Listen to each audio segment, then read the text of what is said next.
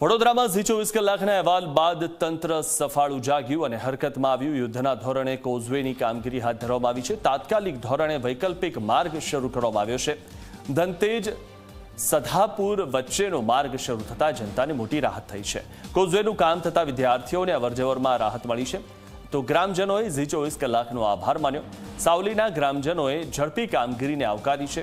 ધનતેજ અને સધાપુરા ગામ વચ્ચેનો ધોવાઈ ગયેલો કોઝવે હવે ફરીથી શરૂ કરવામાં આવ્યું। થોડા દિવસ અગાઉ સમસ્યા અંગેનો અહેવાલ ઝી 24 કલાકે પ્રસારિત કર્યો હતો।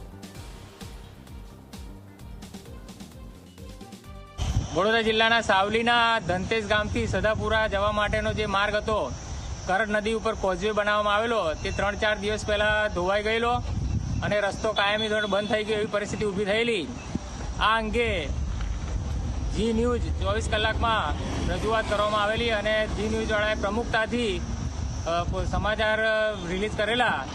એની અસરના કારણે તંત્ર દ્વારા તાત્કાલિક અસરથી કોઝવેનું કામ શરૂ કરેલું અને પૂર્ણ કર્યું છે। આજે કોઝવે ઉપર વિદ્યાર્થીઓ, ખેડૂતો અને કામદારો જઈ શકે એવી સ્થિતિ ઊભી થઈ છે।